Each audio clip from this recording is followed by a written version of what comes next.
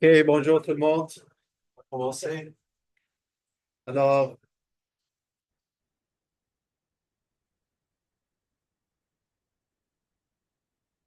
OK. Alors, aujourd'hui, on a trois leçons qu'on va couvrir. Et juste une remarque. J'ai remarqué que plus que la moitié de la classe n'a pas fait les travaux de cette semaine. Alors, c'est votre responsabilité de le faire.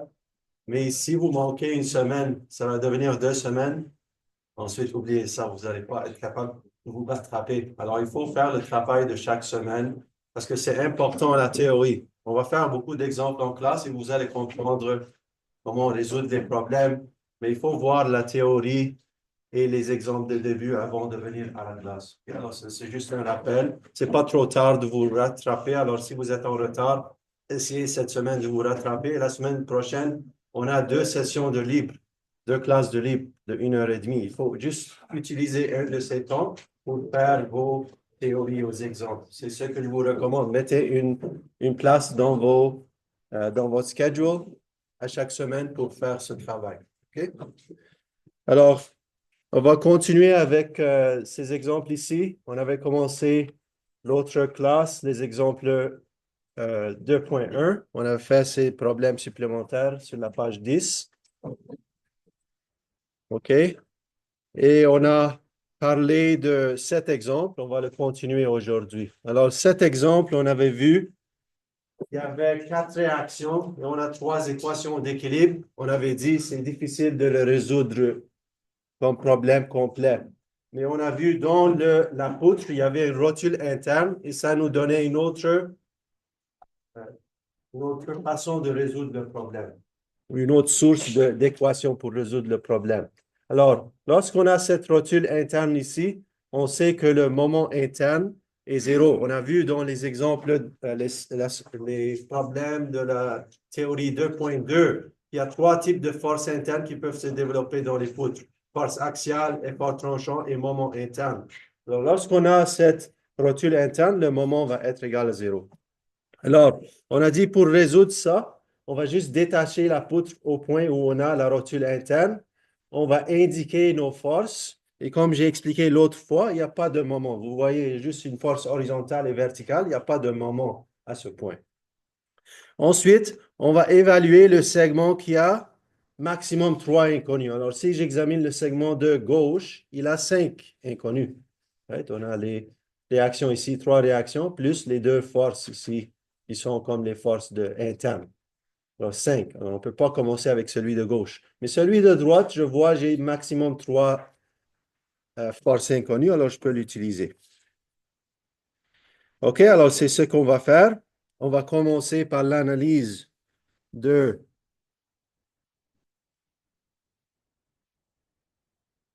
cette partie ici, alors ce DCL. Ça, c'est le DCL CD pour le segment CD. OK, alors j'ai indiqué le DCL ici. Alors, on va indiquer nos forces CX, CY. On ne sait pas la direction maintenant, alors on peut l'indiquer de la façon qu'on veut. Alors, je les ai indiqués comme ça, mais vous pouvez les indiquer comme vous voulez. Et ensuite, on va résoudre pour les choses. Alors, on va prendre la somme des moments du point C et on va résoudre pour cette réaction DY. OK? Alors, si vous regardez ici, on a une force, je pense que je n'ai pas donné cette information.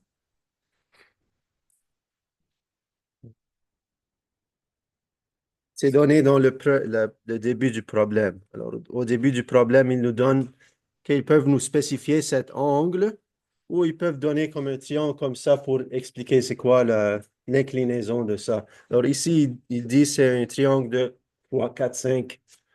OK? Mais s'il donne l'angle, on peut aussi utiliser l'angle. OK? Alors ici, on a un triangle comme ça. Ça, c'est 3, 4, 5. Et ça, c'est comme θ.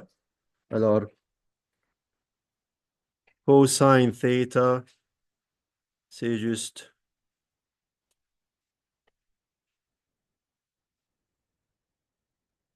C'est juste 3 sur 5. Et sin theta, c'est 4 sur 5. S'il donne l'angle, tu peux juste mettre l'angle. OK, alors avec ça, on peut résoudre pour la somme des moments de C. Qu'est-ce qu'on a? On a moins 50 et on a besoin de la composante sin. Alors, 4 sur 5. Et la distance, ici, ça c'est 8. Et ici, ça c'est 6.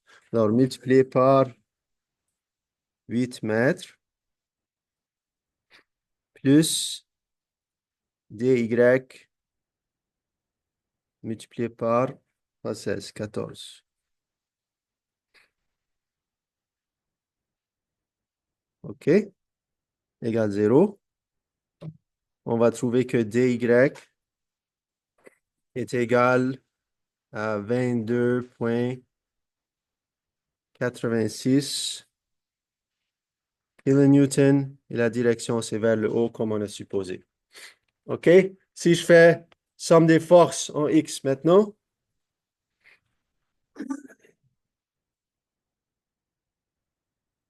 et qu'est-ce que j'ai?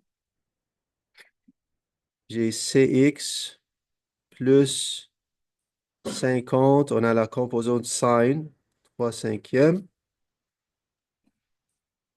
égale 0.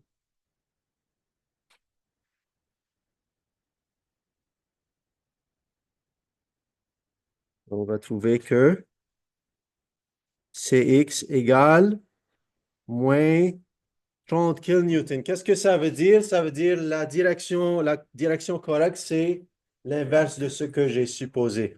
OK? Alors, le CX, ça ne va pas vers la droite, ça va vers la gauche en réalité.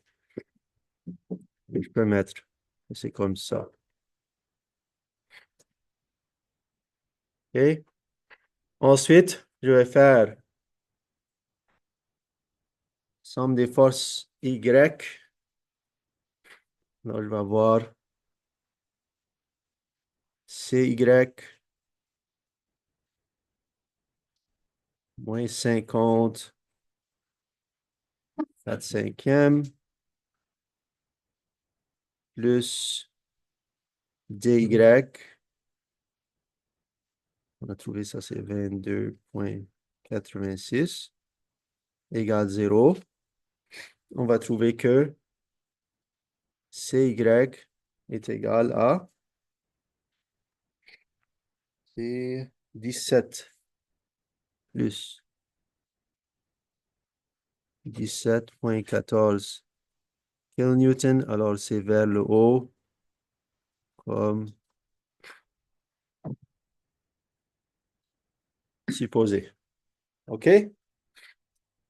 Alors, maintenant, ce que je peux faire, je peux corriger les directions de ça, des choses. Alors, celui-là, le CX, en réalité, il est comme ça. Right? Il va comme ça, en réalité. Et les chiffres, c'est comme on a trouvé. Les autres, ils sont dans la bonne direction. Alors, ensuite, je vais aller au segment ici.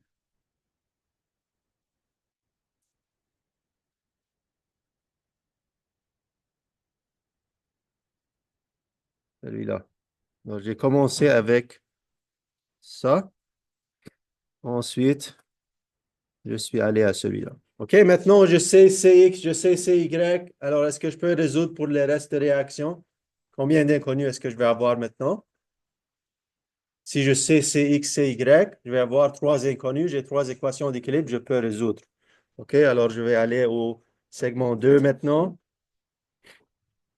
OK, quand je vais au segment 2, je fais attention de mettre les forces que j'ai trouvées avec le principe action-réaction. Alors ici, j'ai trouvé c'est horizontal vers la gauche. Alors ici, ça va être horizontal vers la droite. Tout le monde a vu? Et ici, pour celle-là, le CY, j'ai trouvé qu'il est vers le haut avec le principe action-réaction. Il doit être vers le bas. Alors, je vais le mettre comme ça vers le bas. Et ça, c'est important. Donc, ça, c'est selon le principe. On met CX, CY selon le principe action-réaction. OK? Alors, maintenant, je suis capable de résoudre pour ces forces. Alors, je vais faire sum of moment de A. Qu'est-ce que j'aurai? Ça, on a trouvé, c'est, on ne sait pas. Alors, BY, on va mettre les distances. Ici, ça, c'est 16 mètres. C'est ça? Et ici, ça, c'est 12 mètres. Alors, ça va être BY multiplié par 16. Ensuite, on va avoir moins 17,14 multiplié par 28. Et c'est tout. Égal 0. Alors, on va trouver que BY est égal à plus 30 kN. Et comme on a trouvé ici. OK? Ensuite, on va faire la somme des forces en X égale 0. Alors, je vais avoir AX plus 30 égale 0. Alors, AX égale moins 30. Moins 30 kN. Ça veut dire qu'il va comme ça. OK? Comme je montre ici. OK? Ensuite, je vais faire sum of forces y égale 0. Non, je vais avoir AY plus le BY qu'on vient de trouver. C'est 30 moins 17,14 égale 0. On va trouver que AY est égal à moins 12,86 kN. Alors, c'est vers le bas, comme je montre ici. C'est clair?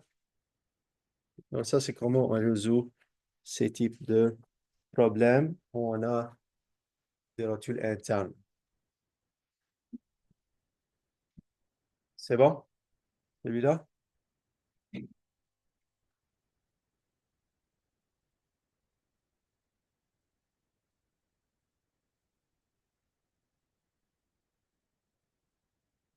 Je vais juste donner une minute. C'est bon.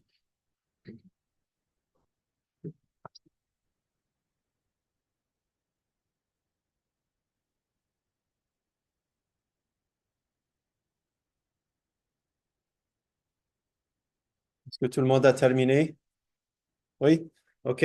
Alors, on va juste revenir en arrière. Il y a un problème du même type qui est résolu. Alors, on va juste... Est-ce que quelqu'un n'a pas terminé? Si vous avez peut-être pas terminé, disez-moi. OK. Alors, ici, ce problème, le problème 7, c'est le même type. Si j'examine le problème 7, combien de réactions est-ce que j'ai? J'ai AX, j'ai AY. Ici, c'est encastré, alors j'ai un moment MA. Et ici, j'ai une réaction CY. Alors, le nombre de réactions, c'est 4. Le nombre d'équations qu'on a, c'est combien? C'est toujours 3 en 3D. Et alors, si j'avais pas cette rotule interne, alors imaginez qu'on n'avait pas une rotule interne, comme si c'était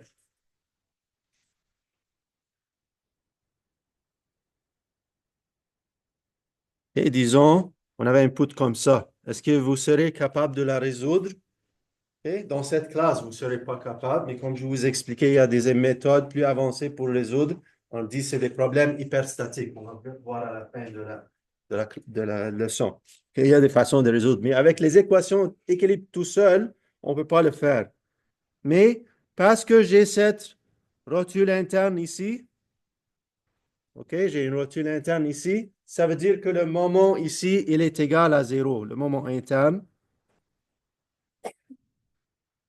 ici, m equals 0. Alors, ça va me donner comme une autre équation pour résoudre le problème. Maintenant, il est isostatique. OK? Alors, c'est un problème isostatique. On peut le résoudre.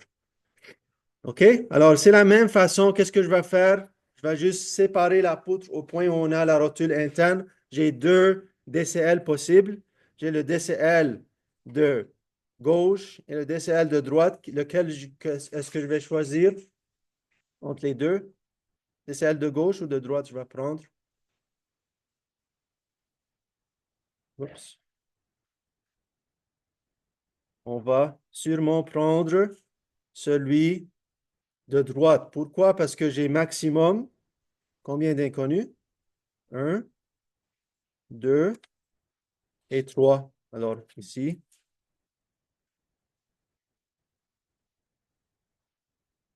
j'ai 3 inconnus. Alors, je peux commencer avec celui-là. Okay, l'autre, il va avoir 5 inconnus, alors ça va être difficile de le résoudre tout de suite. OK, alors je vais commencer avec ce DCL. Encore une fois, on va mettre le BX, le BY de façon arbitraire. On va faire les calculs et les signes vont me dire est-ce que c'est correct ou c'est incorrect. OK? Alors, lorsque je fais le calcul, ici, je trouve que BY est égal à 400 positif, alors c'est vers le bas, comme j'ai supposé. Le CY, le BX, on trouve c'est 0, le CY, on trouve c'est 400. Alors, tout c'est comme on a supposé, alors tout est correct. Si c'est négatif, on va juste corriger les directions. OK? Ensuite, je vais aller au DCL ici et je vais continuer avec celui-là. OK? Alors, je commence avec le DCL de droite. Je trouve les forces internes inconnues. Je vais au DCL de gauche et je continue. OK? Et je mets les forces BX, BY selon le principe quoi? Qu'est-ce qu'on a dit? On a le principe action-réaction. Alors, parce que c'était vers la droite sur le DCL 1, ça va être vers la gauche sur l'autre, right?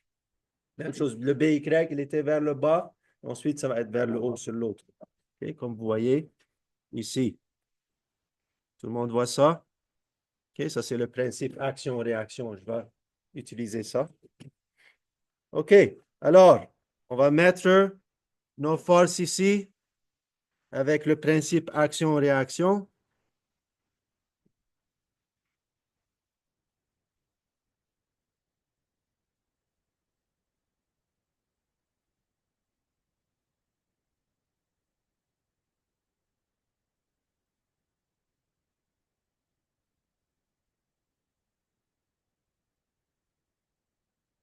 OK, alors on va faire attention de faire ça. Ensuite, est-ce que je peux résoudre maintenant?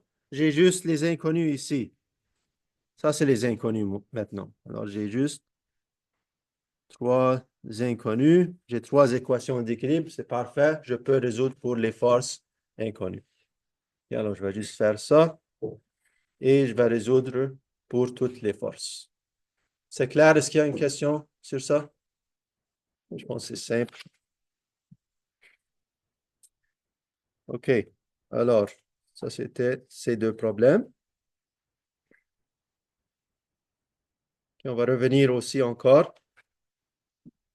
Je pense que je n'ai pas fait celui-là en ligne. Je ne me souviens pas. Est-ce que j'ai fait ça en ligne ou non? Avec le câble? Non. OK, alors on va faire le problème 5 rapidement. Il est résolu, alors on va faire rapidement. Alors, vous avez quelque chose comme ça dans votre devoir. Alors, ici, on a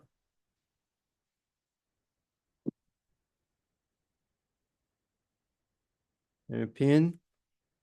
Ici, c'est aussi pin. Ici, c'est pin. OK? Et ici, cette membrure, c'est comme un câble.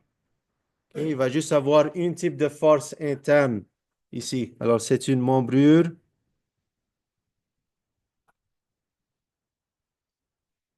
axiale. OK? Par logique, est-ce que ça va être en tension ou en compression celui-là? Ça va être en tension. OK? C'est comme si c'était un câble. OK? Mais toujours, ma réponse à la fin va me confirmer ça. Alors, ce que je vais faire dans ces types de problèmes, comme on a indiqué, on a juste un type de force axiale interne dans cette membrure. C'est une force axiale. Je peux supposer qu'elle est en tension, comme ça. Alors, je vais juste détacher la membrure et je vais mettre une force inconnue ici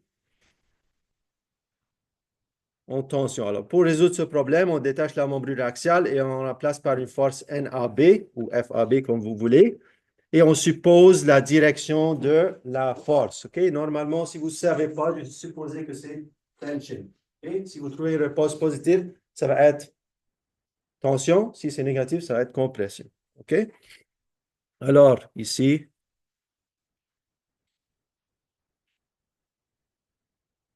on suppose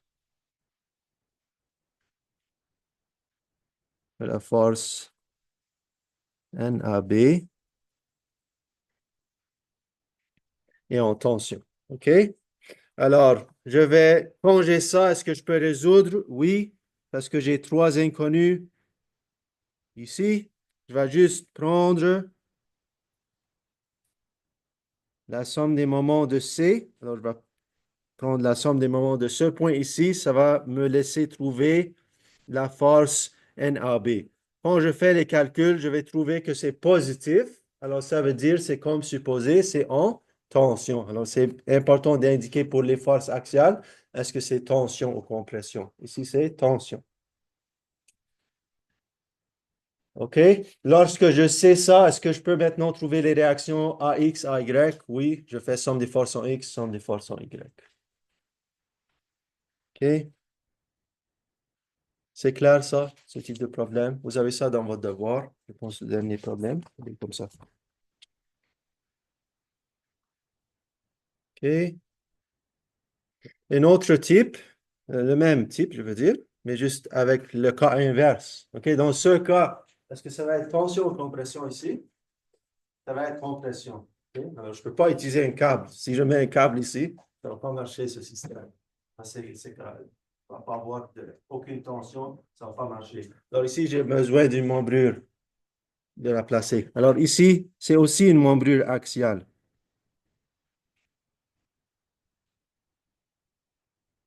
OK? Mais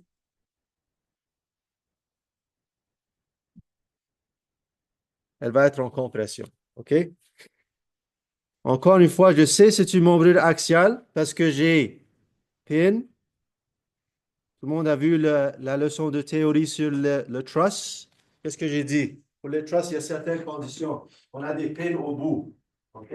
L'autre chose, c'est on n'a pas de force intermédiaire. OK? Si j'avais une force comme ça, par exemple ici, ça serait plus une membrure axiale. Il y aurait trois types de forces internes qui se développent. Mais dans celle-là, on n'a pas des forces intermédiaires. On a juste pin-pin. Alors, ça va être une membrure axiale. OK? Encore une fois, si vous ne savez pas, vous pouvez juste mettre la flèche qui sort du joint C et le calcul va vous dire que c'est en compression. Mais ici, parce que je sais déjà, parce qu'avec juste la logique, je sais c'est en compression. Alors, vous avez vu, on a indiqué la force ici.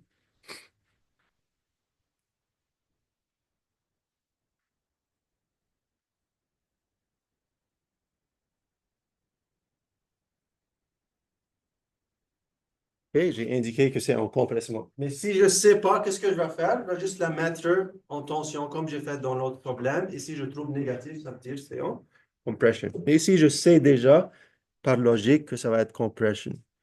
Alors, je vais juste utiliser le même principe. Je vais prendre la somme des moments de ce point B. Je vais trouver que c'est positif. Alors, ça veut dire c'est en compression parce que j'ai supposé c'est en compression. Right? J'ai mis la flèche comme ça. Quand je mets la flèche qui va vers le joint, c'est compression. Quand la flèche va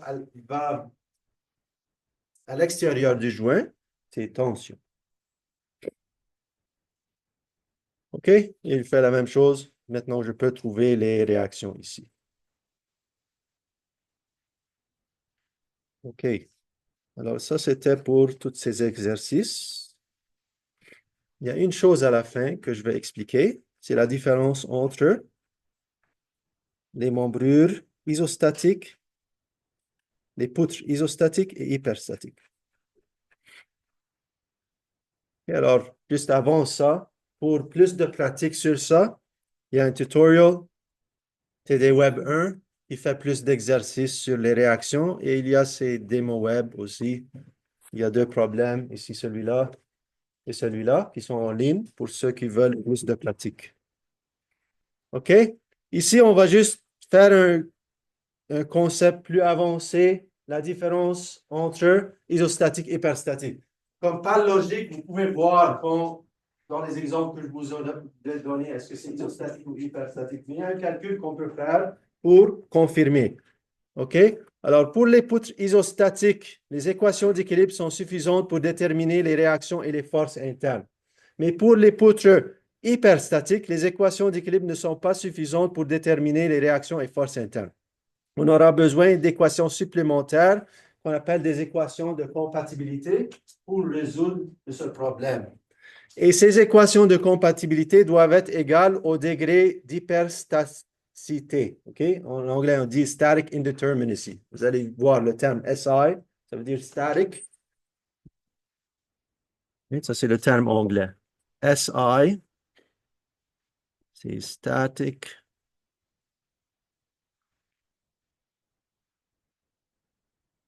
Et degree of static indeterminacy. Okay? C'est la même chose que ça. Degré d'hyperstaticité. OK? C'est le même terme, mais ça, c'est français. OK, alors, des exemples de poutres isostatiques. Qu'est-ce qu'on va voir pour des poutres isostatiques? OK, on va voir comment on calcule le SI, mais le SI va être égal à quoi, vous pensez? Il va être égal à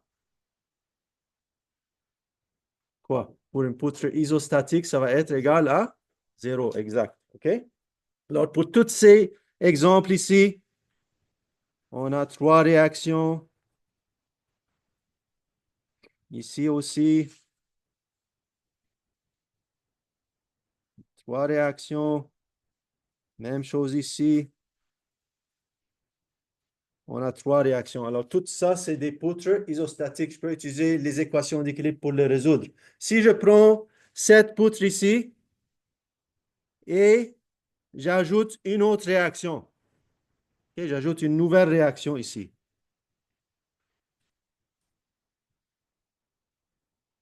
Ça va devenir hyperstatique. Je ne suis pas capable de résoudre avec ce cours. Okay, je vous montre un problème juste pour ceux qui veulent voir sur les prochaines pages comment on résout ça. Mais ici, c'est hyperstatique. Le SI ici, vous pensez ça va être combien? Ça va être exactement 1. C'est comme les nombres de réactions supplémentaires que je ne peux pas résoudre. Donc, ça va être SI égale 1. Ici, si je prends cette poutre, okay, ici on a dit c'est isostatique. Maintenant, j'ajoute une nouvelle réaction ici.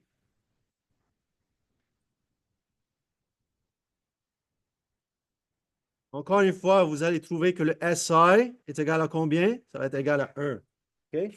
Alors, comment on calcule ça, le SI? Parce que ça, c'est des cas simples, je peux visuellement voir.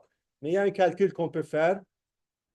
Vous allez voir dans votre prochain cours, mais on va juste l'introduire ici.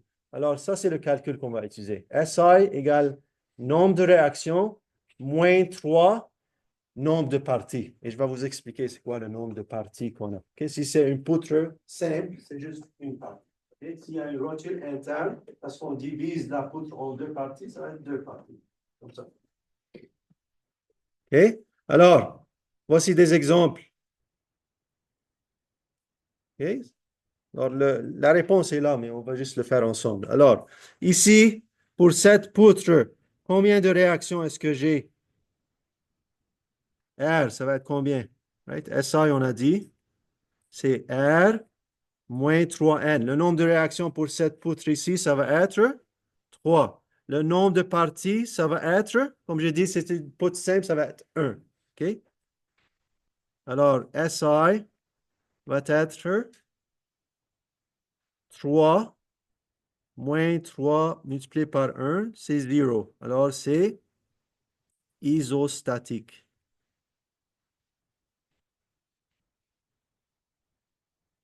Isostatique, ça veut dire statically determinate. Okay? Je peux le résoudre avec les équations d'équilibre. On va faire celui-là. Alors, pour celui-là, le nombre de réactions cette fois, c'est combien? C'est 4. Le nombre de parties, c'est 1. Alors, si je fais le calcul SI, c'est juste 4 moins 3 avec une partie égale 1. Alors, celui-là, il va être hyperstatique. Et on peut dire hyperstatique au degré 1. Parce que j'ai trouvé que SI égale 1.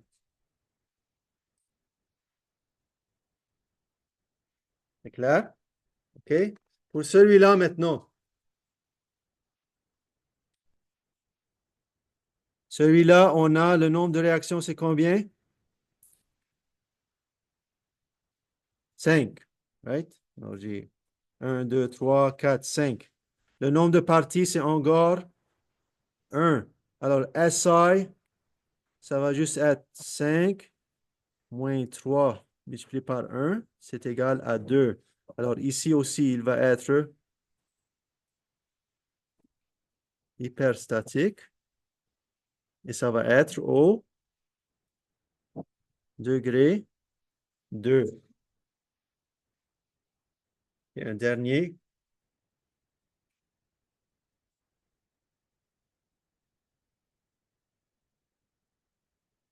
Et le dernier ici. Ici, c'est pas très clair, mais on a une rotule interne. On vient de voir qu'on peut résoudre celui-là. On a juste utilisé les équations d'équilibre. Alors, le SI va être égal à 0, mais on va le confirmer maintenant.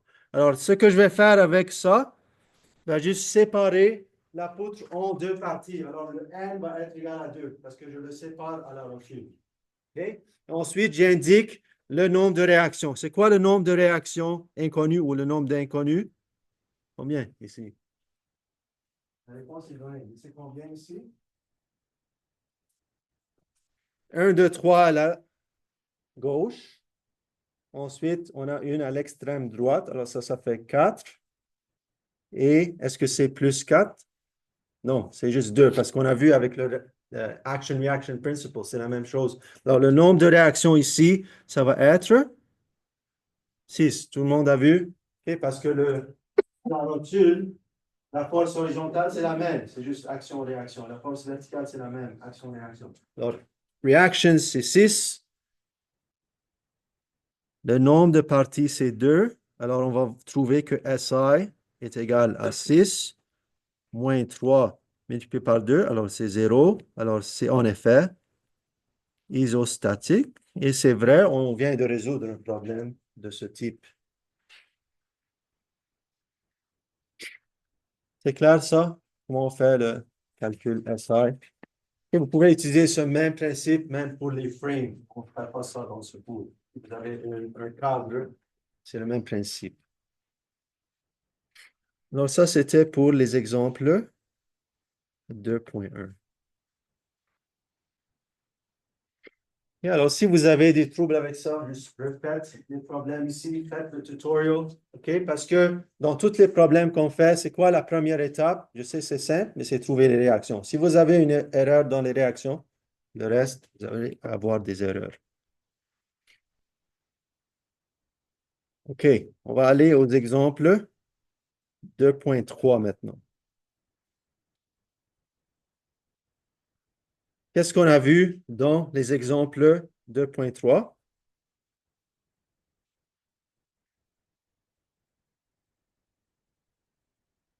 Je vais juste rappeler la théorie rapidement.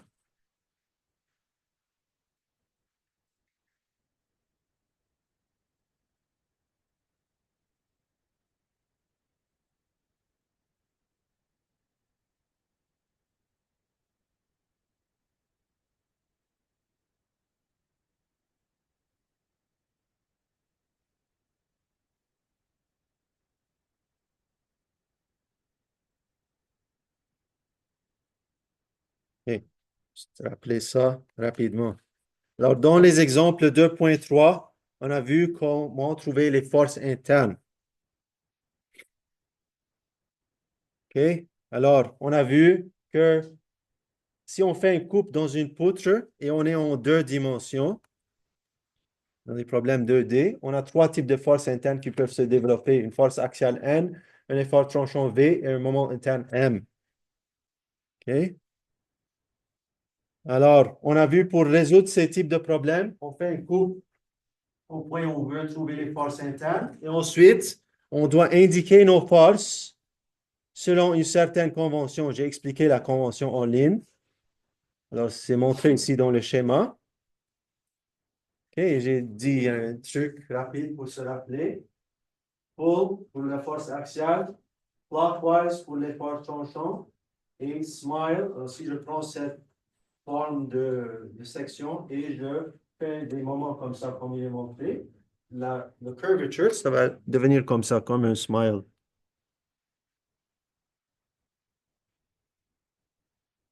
OK, on dit smile parce que c'est de cette forme. OK, alors ça, c'est une façon rapide de vous rattraper, de vous rappeler de ça. Et ça, c'est la place où je fais la coupe. OK? Alors, c'est la façon de vous rappeler de ça. Et ici, c'est important d'utiliser la convention. Pour les réactions, on a vu, je peux les indiquer de la façon arbitraire et le signe va me dire c'est quoi la direction correcte. Mais pour les forces internes, je dois suivre la convention parce que positif, c'est vraiment positif. Négatif, c'est vraiment négatif. Moment positif, soit positif ou négatif, c'est en réalité, on va le voir, il va être positif ou négatif. Alors, je dois l'indiquer selon ma convention. Alors, par exemple, j'ai expliqué ça dans la théorie.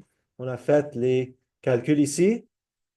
Et on va voir ça la semaine prochaine. Comment construire, au lieu d'un seul point, je veux le diagramme complet des efforts tranchants sur la longueur de la poutre. On va voir que le signe que je trouve, ça correspond à ce que je vais trouver dans ce diagramme. Okay?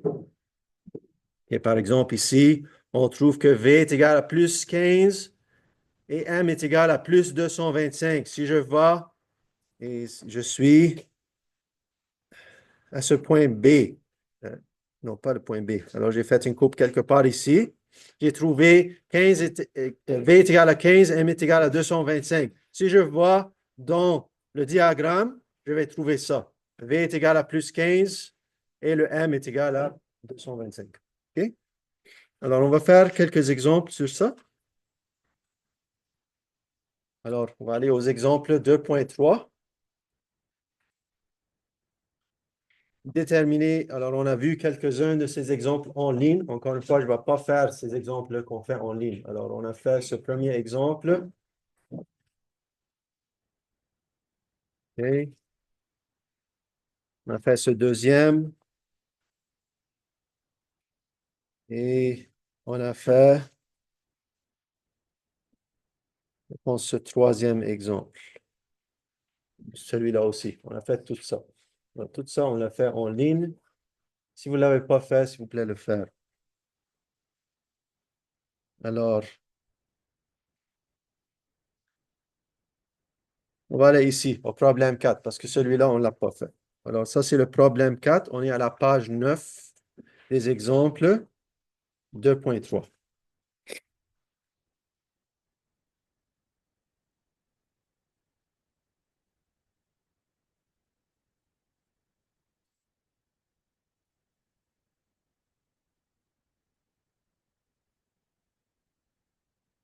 OK.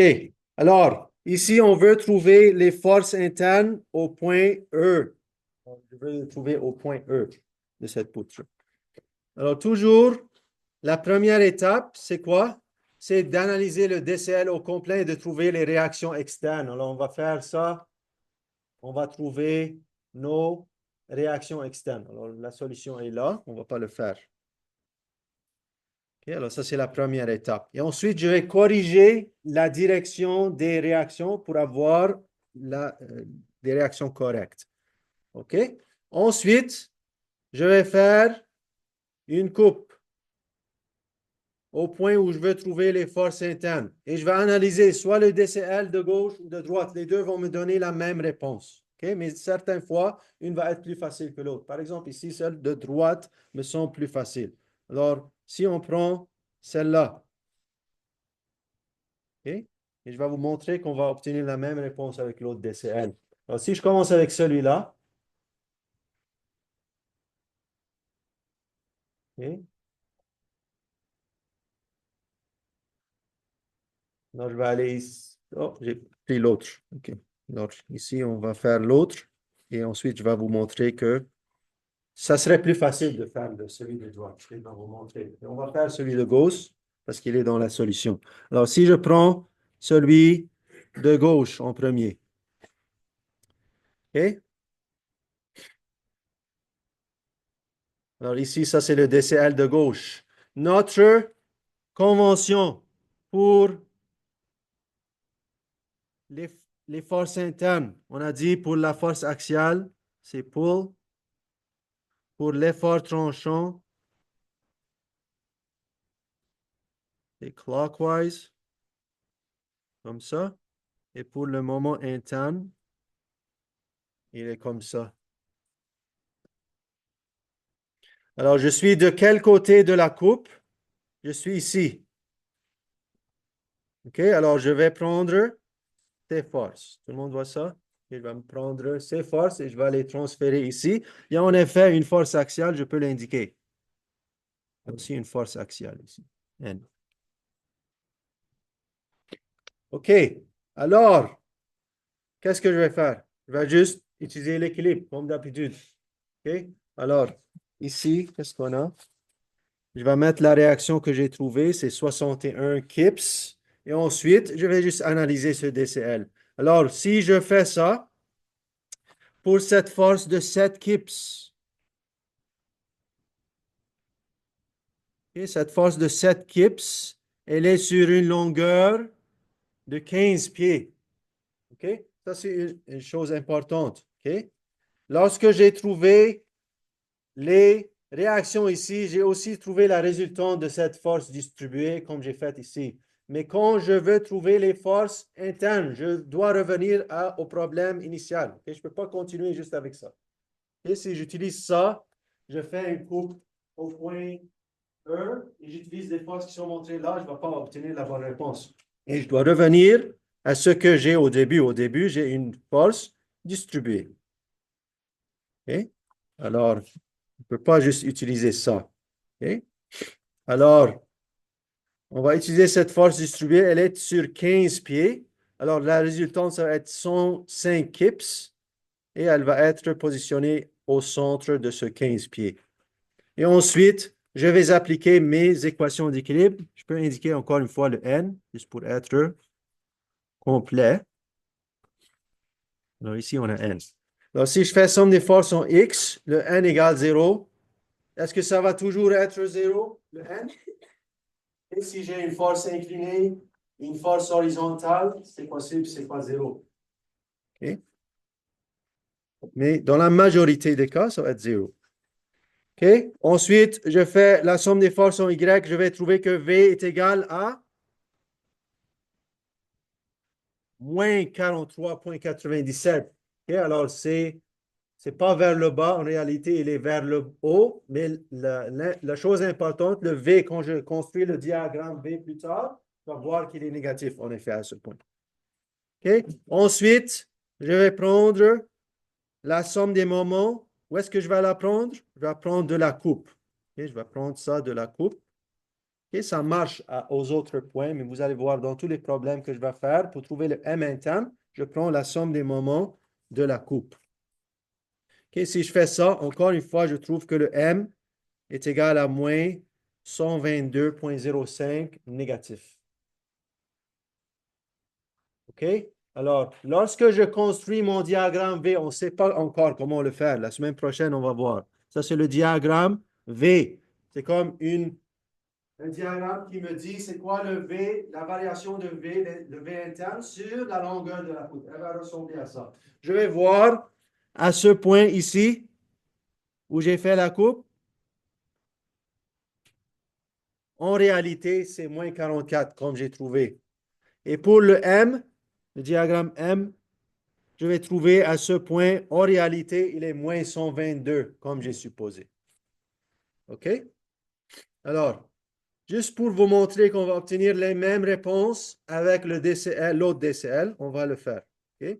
Alors, si je prends maintenant ce DCL,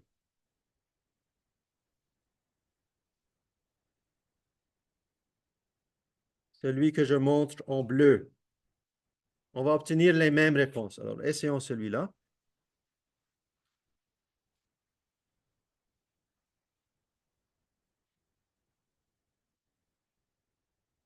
Je pense que vous avez un petit peu de place ici. On va le faire ici.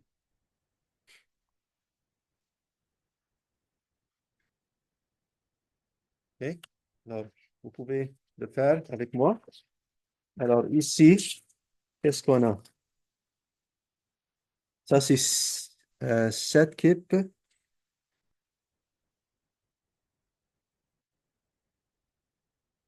Ça, c'est 7 kips par pied. Ça, c'est 8 pieds. Et ça, c'est combien, la coupe, la distance? C'est 2 pieds. Jusqu'à ici. OK? Alors, ça, c'est la première chose. Ensuite, je vais utiliser ma convention. Alors, selon ma convention, encore une fois, c'est comme ça. Pour les forces axiales, pull.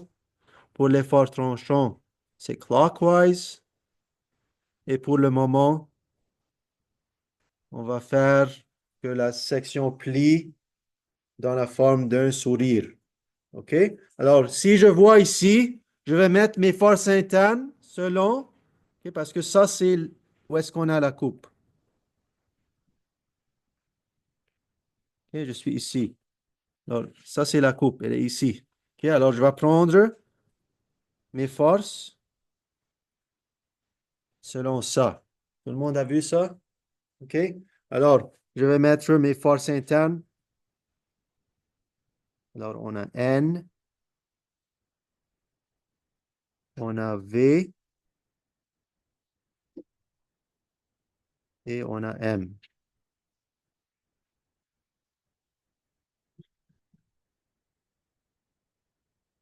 OK? Je vais trouver la résultante ici de cette force distribuée. C'est quoi la résultante ici? Elle est de combien? C'est combien la résultante? What's the resultant? 70. OK, la résultante de cette charge distribuée, c'est 70.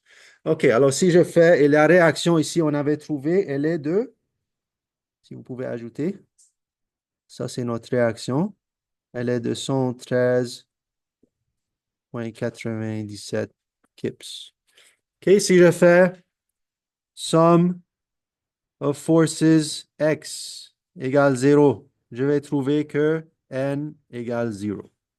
Si je fais sum of forces y égale 0, qu'est-ce que je vais avoir? Je vais avoir v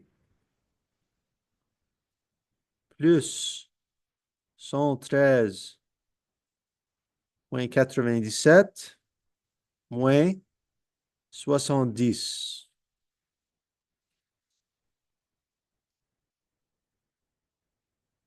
Et c'est quoi? C'est le VE, right? Ça, c'est N. E. Si vous voulez, vous pouvez ajouter. Si vous ne savez pas, vous voulez vous rappeler. Mais normalement, je vais juste mettre NVM, c'est compris. OK? Alors, le VE ici, on va trouver. Il est quoi?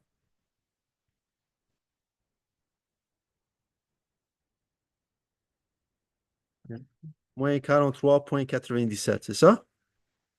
Est-ce que c'est la même chose qu'on avait trouvé avant? Oui. Right? On avait trouvé la même chose. Si je fais sum of moments, je vais le prendre de la coupe, de E, égale 0. Qu'est-ce que je vais avoir? Je vais avoir minus M, je vais mettre E si je veux,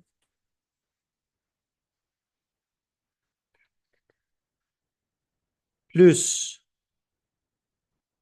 113,97 multiplié par 2, moins 70, c'est quoi la distance pour le 70?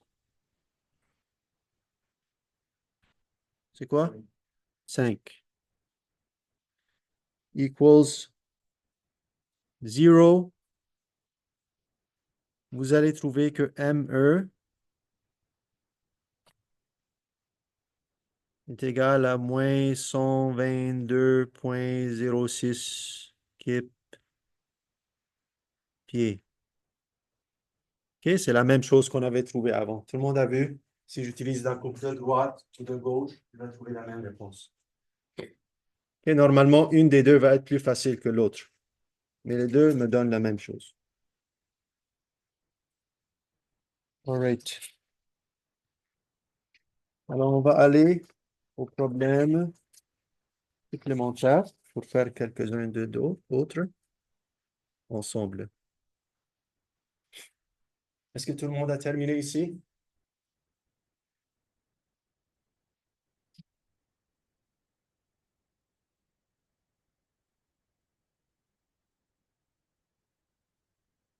Yes?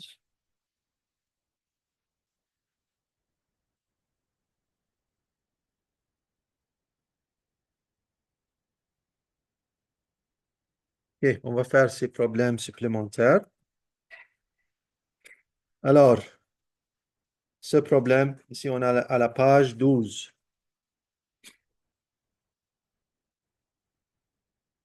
Les exemples 2.3.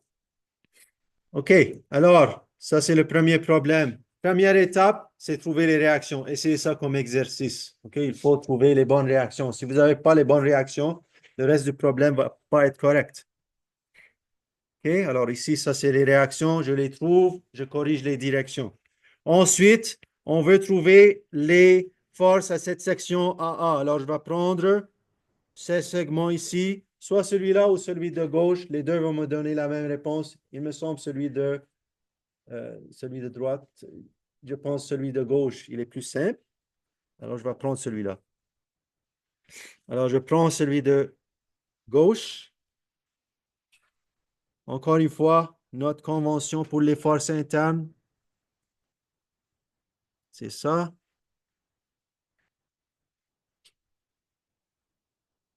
Alors, je vais mettre mes forces selon cette chose. OK, toujours, ça c'est comme la coupe. Alors, ma coupe est ici, alors je vais mettre mes forces comme ça. Ensuite, on va le faire. Alors, si je fais ça, qu'est-ce que je vais obtenir? Et si je fais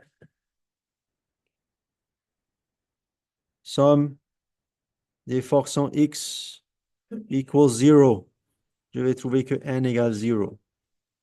Si je fais somme des forces en Y equals 0, okay, avant de faire, je peux trouver cette résultante. Cette résultante ici, cette distance, c'est 7 pieds. Alors, la résultante est de combien? 14.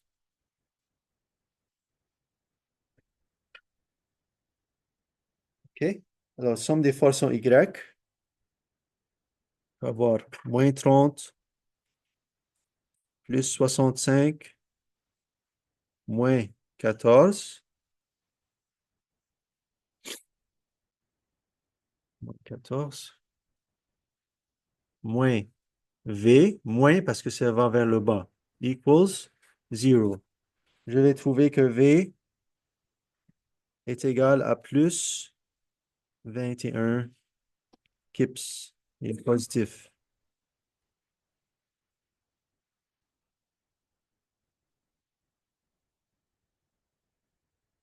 OK.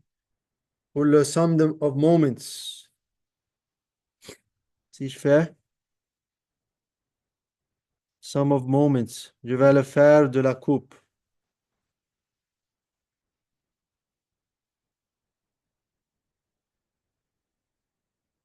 Equals 0.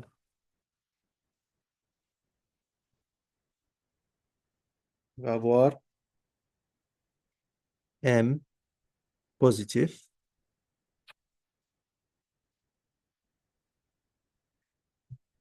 plus 14 multiplié par quoi? 3,5 moins 65 multiplié par 7 plus 30 multiplié par 12 equals 0. Alors, si je fais ça, je trouve que M est égal à plus 46 pieds.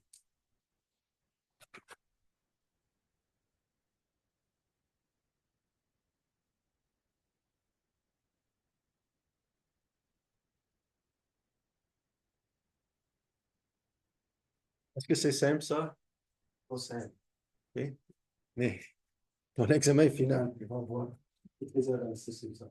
OK? Parce que on ne sait pas la méthode.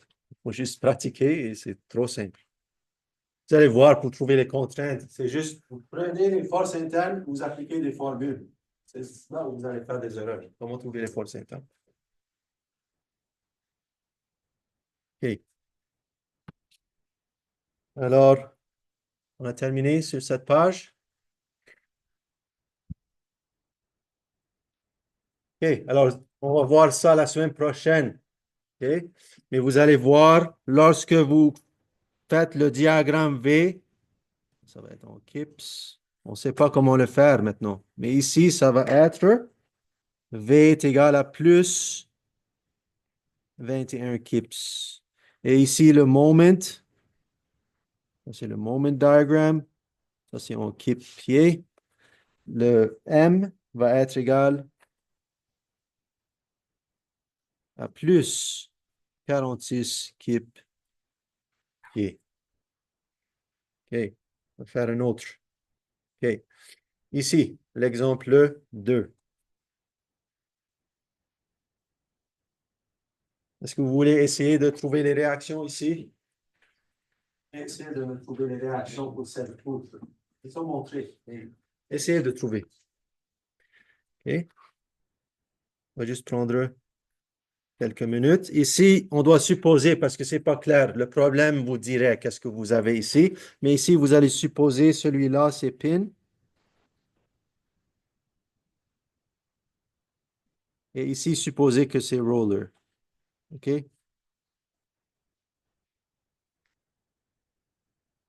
Alors, on a AX. Ici, on a ça. Alors, essayez de trouver les reactions pour ce problème.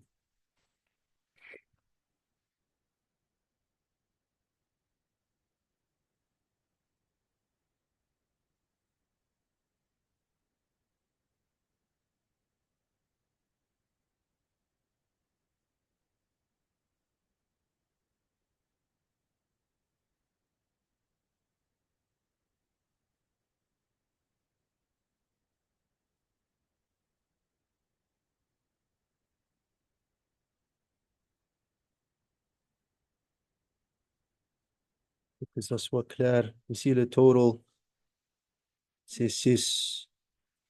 Et ici, ça, c'est 2,7. C'est ça? Les 6? Yes. 6 mètres et 2,7 mètres pour le total.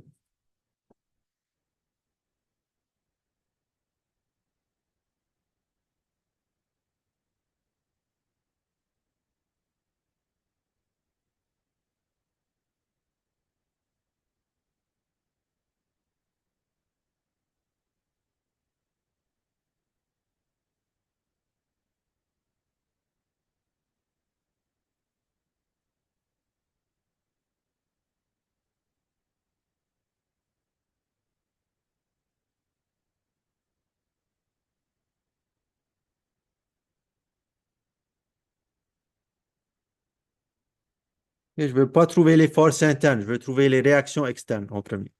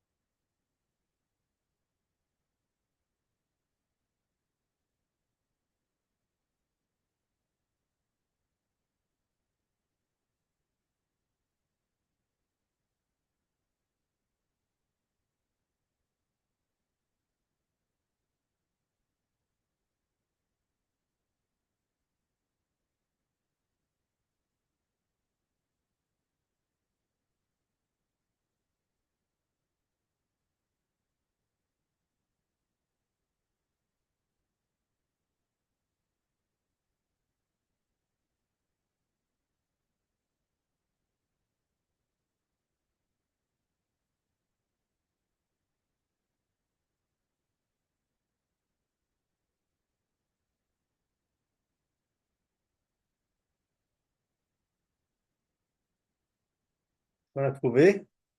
Oui?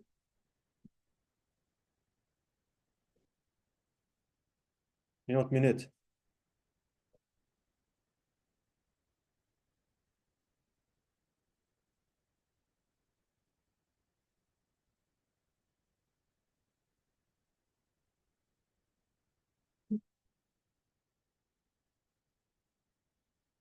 Qu'est-ce que vous avez trouvé pour BY?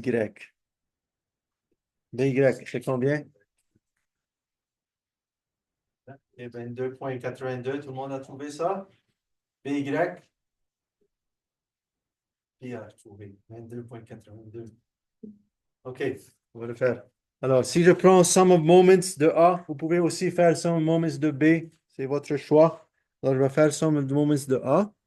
Alors, je vais avoir la résultante de ce rectangle ici. Il est de 27. Alors, je vais avoir.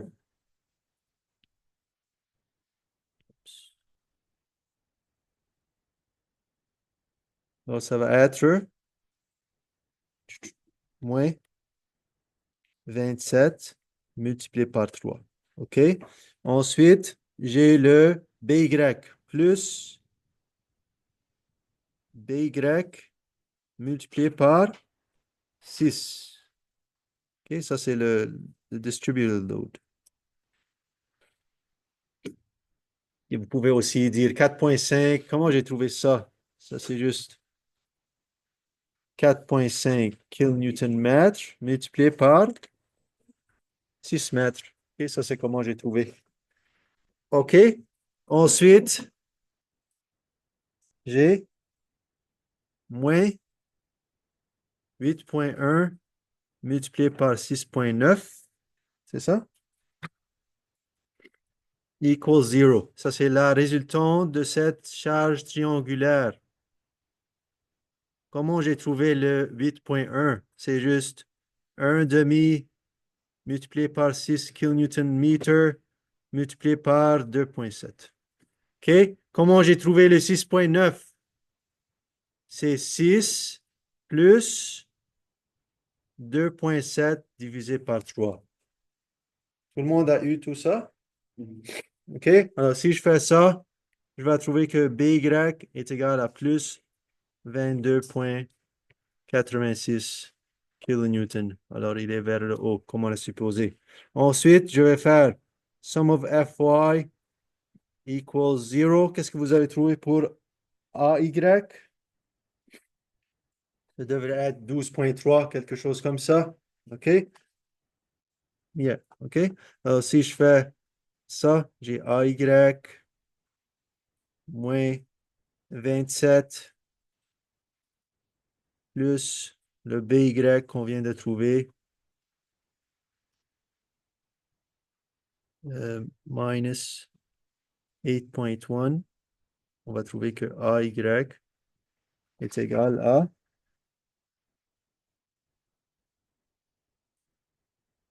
12.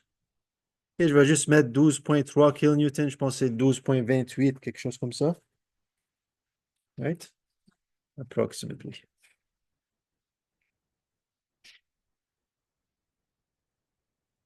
Et 12,28. OK. Alors, ça, c'est la première étape.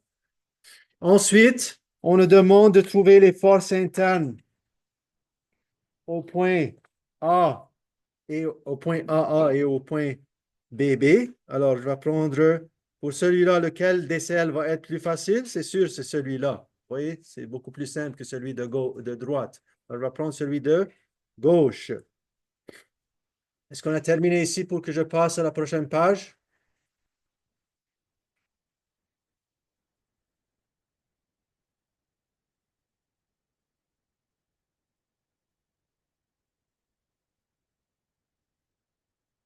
OK. Alors, après qu'on trouve les réactions, on va prendre le DCL que j'ai montré en bleu. OK. Alors, je vais le prendre ici. Encore une fois, j'indique mes forces selon ma convention. Alors, je peux trouver cette résultante. Elle est de quoi? Ici? 8,1 kN. ici. OK? J'indique mes trois forces selon ma convention, comme on a vu. OK? Alors, si je fais ça,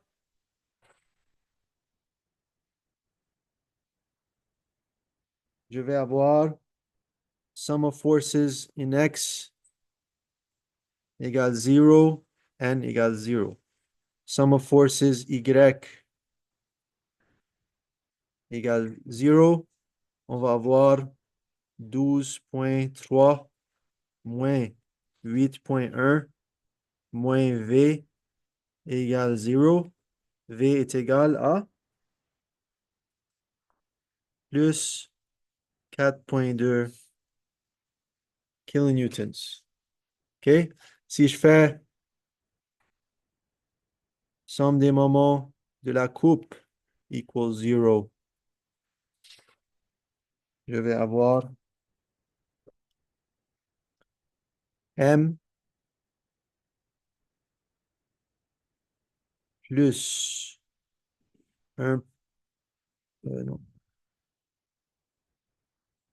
plus quoi? Plus 8,1, right? 8,1. Ça, c'est la résultante de cette charge distribuée ici. Multiplié par, yeah, 0,9, OK? Ou, yeah, 0,9 mètres. Et ensuite, je vais avoir moins 12,3 multiplié par 1,8. Je vais trouver que M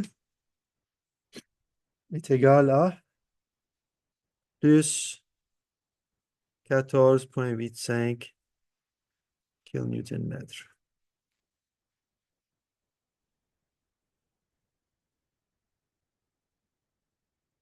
OK. OK.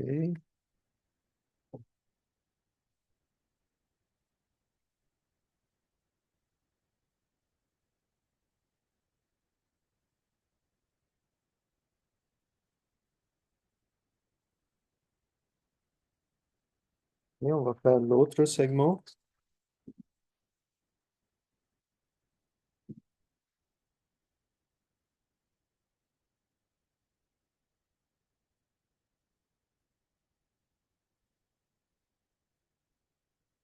C'est bon? OK. On va faire l'autre segment. Encore une fois, j'ai deux choix pour trouver les forces au point BB, au segment BB. Je peux prendre le DCL de gauche, celui-là. Est-ce que je vais le prendre? Je peux le prendre. Je vais trouver la même réponse, mais c'est beaucoup trop de calcul. Je vais utiliser celui-là. Et alors, j'utilise celui-là. J'indique mes forces comme il est montré. Et pourquoi ici c'est 3 kN/m? Comment j'ai trouvé ça?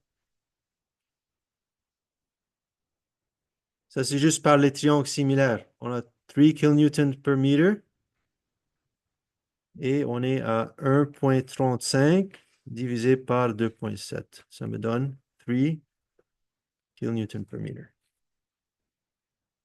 OK? C'est quoi cette résultante ici? Cette résultante va être égale à 1 demi multiplié par 3 kN/m multiplié par 1,35, ça me donne 2,025 kN.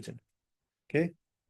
Alors, faites attention d'utiliser la bonne résultante du triangle. OK? L'intensité ici du triangle, c'est 3, c'est pas 6 parce que je fais la coupe ici. Je suis à ce point. OK, j'indique maintenant mes forces selon ma convention. Je fais attention, je suis maintenant au côté gauche de la courbe. Alors, je vais mettre mes forces comme il est montré. Alors, si je fais ça, si je fais sum of forces X égale 0, je vais trouver que N égale 0. Si je fais sum of forces Y égale 0, je vais avoir V moins 2,025 equals 0. Alors, V est égal à plus 2,025 kN. Et si je fais sum of moments de la coupe equals 0, je vais avoir moins M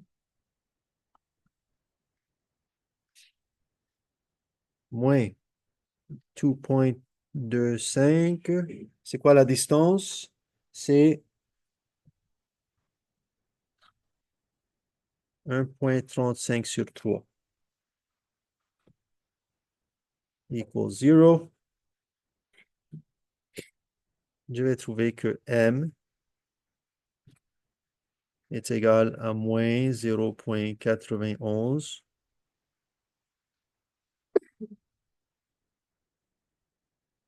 kilonewton.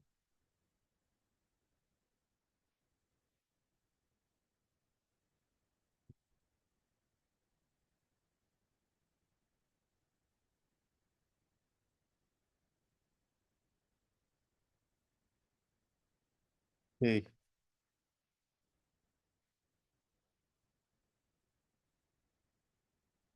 On a terminé ici.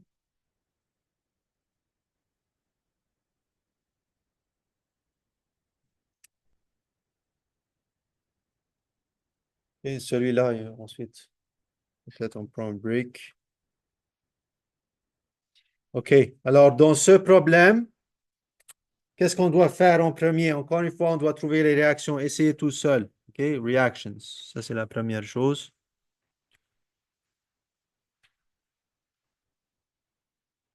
On va trouver ici que AY est égal à 1215 kN. AX, c'est 0. Ici, c'est une poutre encastrée, alors on va avoir un moment. MA, c'est 3645 kN/mètre.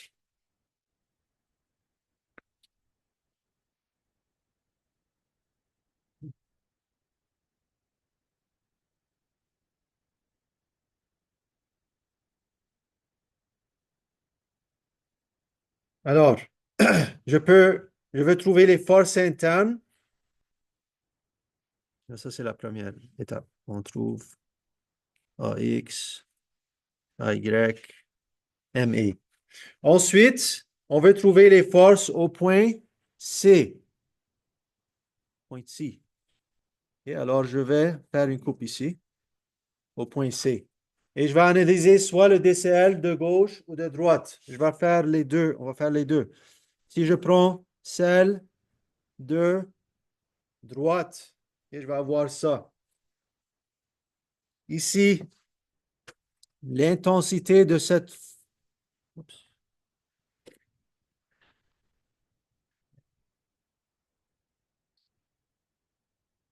L'intensité de ça va être 180 Newton-mètres. Comment j'ai trouvé ça? J'ai pris 270 Newton-mètres multiplié par 6 divisé par 9 mètres. J'ai trouvé 180 Newton-mètres. OK? C'est un triangle. C'est comme une charge distribuée. C'est quoi l'exemple pratique de ça? OK? Vous voyez ces charges au génie civil. Vous savez la neige, et la neige, ça a un certain poids propre. Ça va faire des forces sur les bâtiments. Par exemple, si vous aviez un bâtiment comme ça, on a de la neige ici. Qu'est-ce qui va arriver avec le vent? Ça va s'accumuler comme ça, comme un triangle. OK, ça c'est un exemple pratique de ces charges triangulaires. OK? Comme quand on a la neige sur un toit comme ça. Il y a d'autres cas pratiques. Mais ici, on a ça. Alors, on a 180 Newton-mètres. Alors, je vais analyser ce DCL de droite. Alors, si je prends ça, cette résultante elle est de 540. Comment j'ai trouvé le 540? J'ai fait attention de mettre 180 Newton-mètres ici comme intensité de cette charge triangulaire distribuée. Alors celle-là, c'est juste 1 demi multiplié par 180 Newton-mètres multiplié par 6 mètres. Je vais trouver 540 Newton. OK? Alors, si je fais ça et je fais la somme des forces en X, somme des forces en Y, je vais juste vous donner la réponse. Vous allez trouver que si vous faites sum of forces X, vous allez trouver que N égale 0. Si vous faites sum of forces Y, vous allez trouver que V est égal à combien? 540, yeah, positif. 540 Newton. Et si vous faites sum of moments de la coupe, et peut-être on peut le faire. Ça, c'est N equals 0. Ici, ça, c'est V ici moins 540 equals 0. On va trouver que le V est égal à ça. Si je fais la somme des moments de la coupe, qu'est-ce que je vais avoir? Je vais avoir moins M. Ensuite, moins 540. C'est quoi la distance pour le 540? C'est 2 mètres. Et c'est tout. Equals 0. On va trouver que M est égal à 1080 Newton-mètres.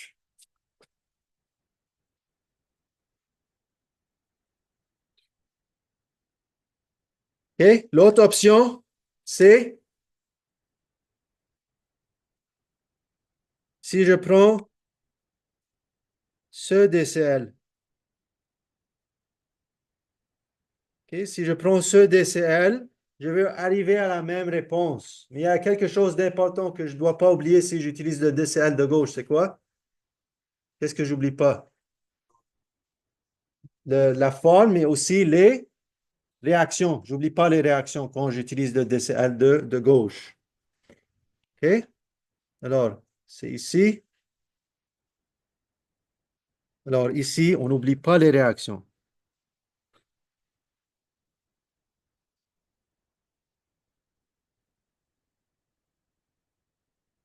Et ça devient un petit peu plus compliqué ici, mais ça se fait. Vous allez voir, vous allez trouver la même chose. Vous allez trouver N equals 0.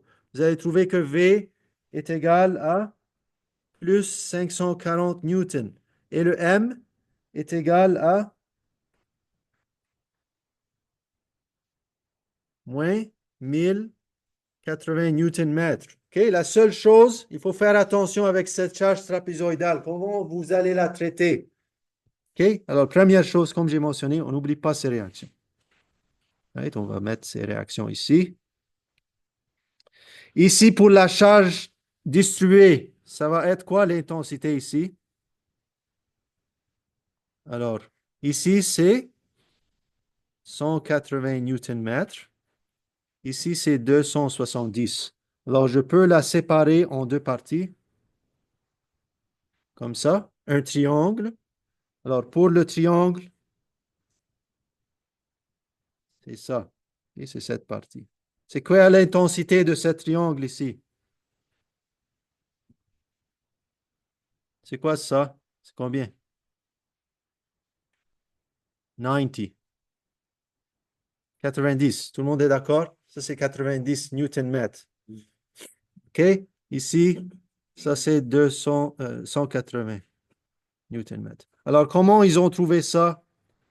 La résultante de 135. Comment ils ont trouvé ça? C'est juste 1 demi multiplié par 90 multiplié par cette distance totale, c'est combien? C'est 3 mètres. Multiplié par 30. Ça me fait 135 newtons. OK? Celle-là, comment ils ont trouvé celle-là?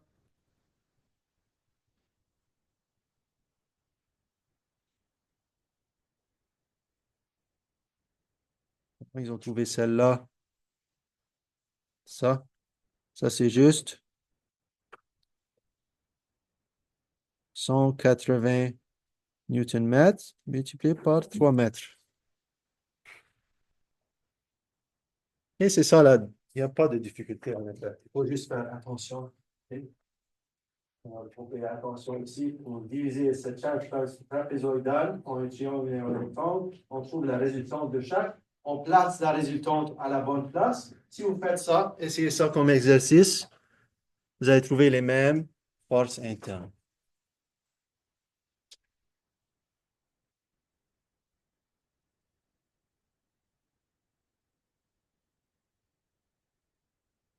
Et je pense pas que je vais avoir du temps pour le break. On va juste continuer.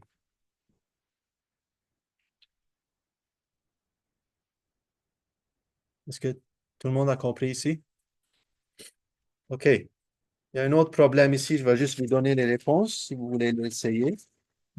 Alors ici, vous allez trouver que, encore une fois, vous devez faire des suppositions ici. Ça, c'est AX, AY, BY. Vous allez trouver que AX égale 0, AY est égal à 18,75, mais ça va être vers le bas. Okay? Vous allez trouver que la réponse est négative, alors ça veut dire que c'est vers le bas. Et le BY, vous allez trouver 363,75 Newton, et ça va être vers le haut. OK? Ensuite, pour les forces internes, ça c'est reactions. Et pour force N, V et M, vous allez trouver que NC égale 0, VC est égal à moins 58,75 Newton et MC est égal à 5,69 Newton mètre. OK? Ici, cette chose au total est 0,5 meters. Et alors, essayez ça comme exercice.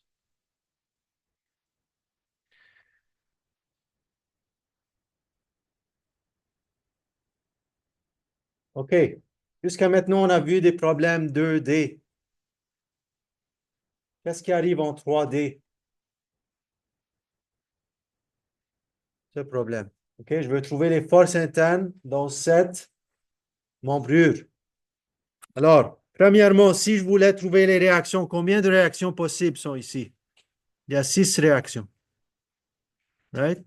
Il y a Fx, Fy, Mz, Mx, My et Mz. OK? Ici, qu'est-ce qu'il nous demande? Il nous demande de trouver les forces ici, à ce point ici, au point B. OK?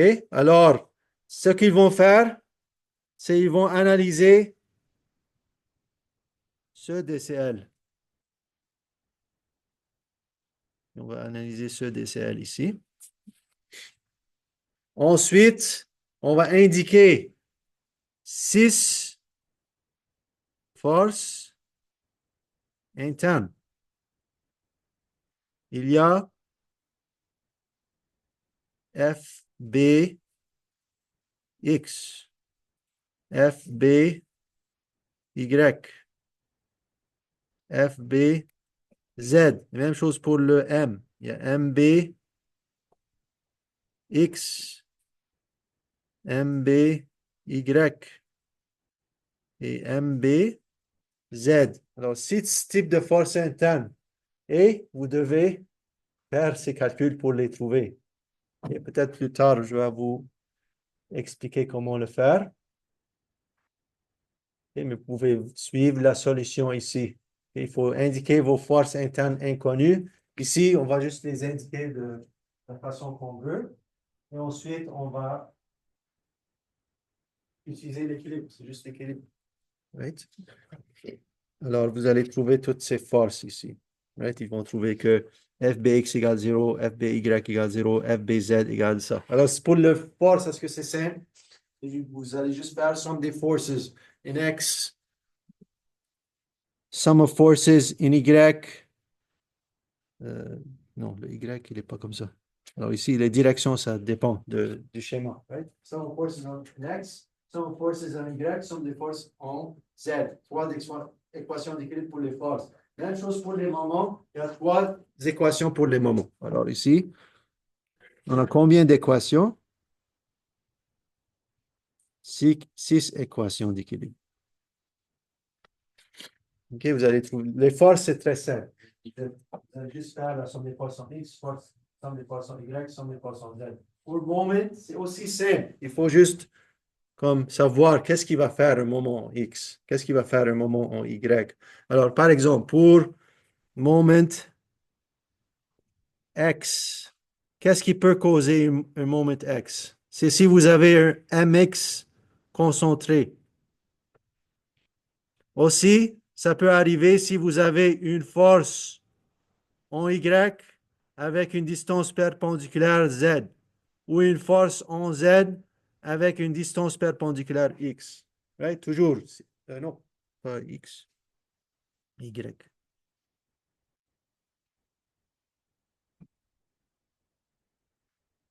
Et c'est très facile parce que c'est moment in X. Qu'est-ce qui peut causer une moment in X? C'est une combinaison de forces et de distances en Y et Z.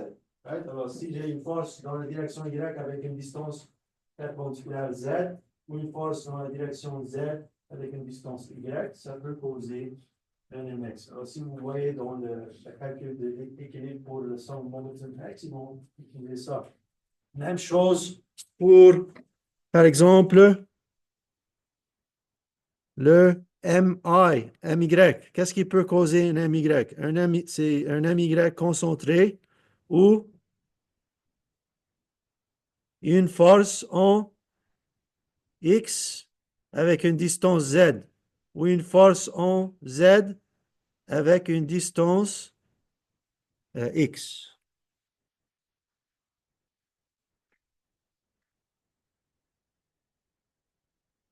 Et même chose pour MZ. Qu'est-ce qui peut causer un MZ? C'est un MZ concentré ou quel type de force? Par exemple, une force en, en X avec une distance Y ou une force en Y avec une distance X. Et alors, ça semble c'est plus compliqué, c'est plus compliqué. Il y a une logique, comment on le fait. Alors, on va juste appliquer les équations d'équilibre. Alors, si vous voulez, vous pouvez revoir les solutions et essayer de voir est-ce que vous obtenez les mêmes réponses. Et pour nos examens, normalement, ça va être 2D. Yes.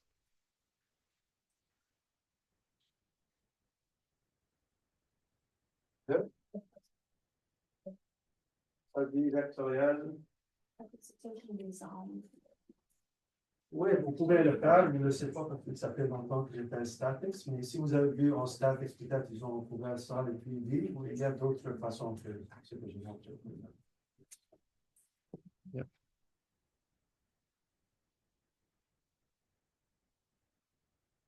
All right. OK. Alors, juste pour plus d'exemples là-dessus, il y a dans le même tutorial, il y a, je pense, un exemple sur les forces internes et il y a les démos web ici. OK.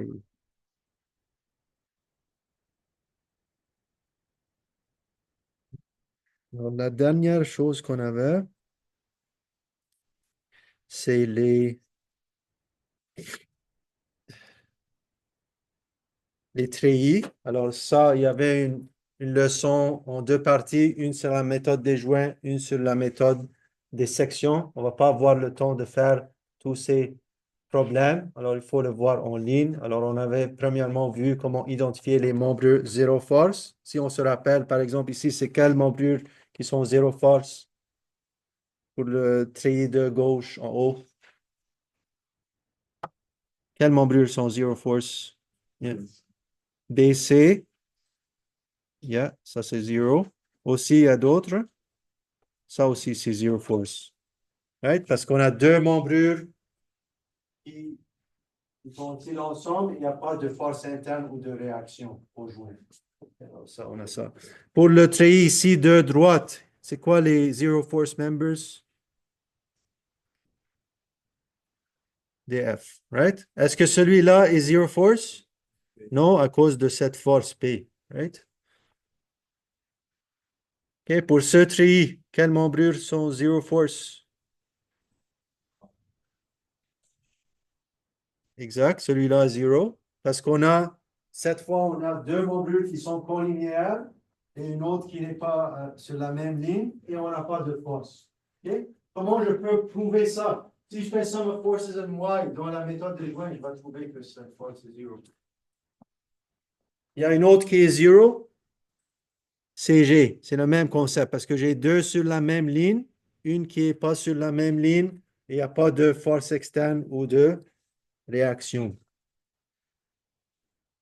Force au point G. Il y a une force au point G, mais si j'examine ce joint, et à joint C, et je vais examiner au joint C. Si je fais, par exemple, je fais méthode des joints, je peux avoir trois forces là-bas.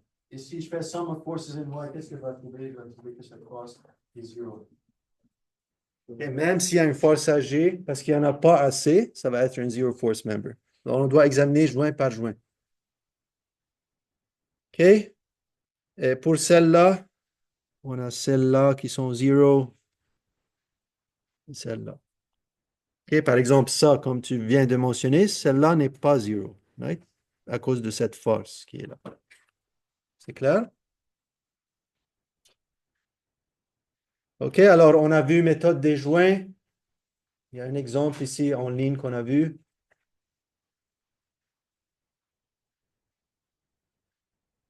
Et ensuite, on a fait, je pense, méthode des joints et des sections ici, dans ce problème. Alors, il faut se rappeler de ça. Et ça, c'est une autre sur méthode des joints. Ça, on va le faire la prochaine classe. OK, alors la prochaine classe, je vais continuer avec ce problème.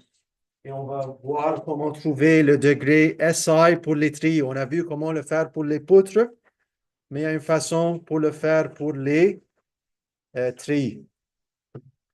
OK, alors qu'est-ce qu'on a la semaine prochaine avant qu'on part? On va juste se rappeler.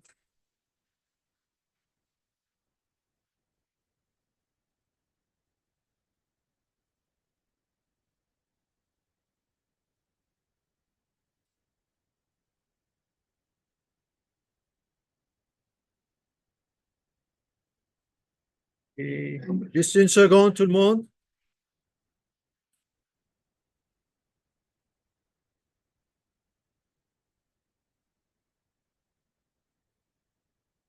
OK, alors on est maintenant dans la semaine prochaine, ça va être la semaine 3.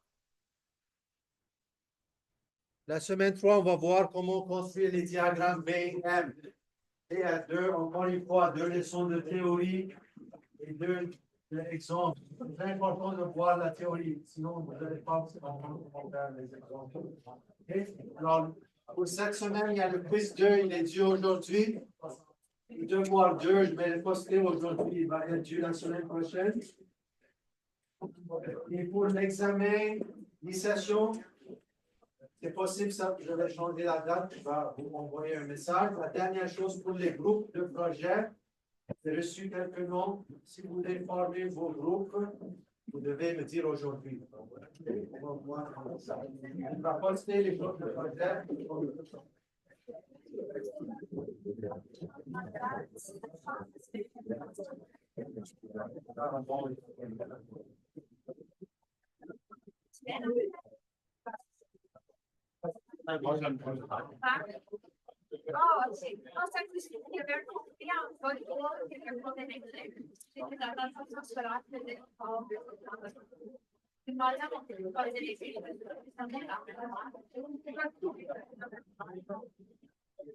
Before reading it. Oh, yeah. Parce qu'après reading, oui, on peut relaxer. Ouais. Well, I guess. Well, I didn't know. Mine were Monday, I was on the day two on Wednesday. Yeah. No, fine. Well, I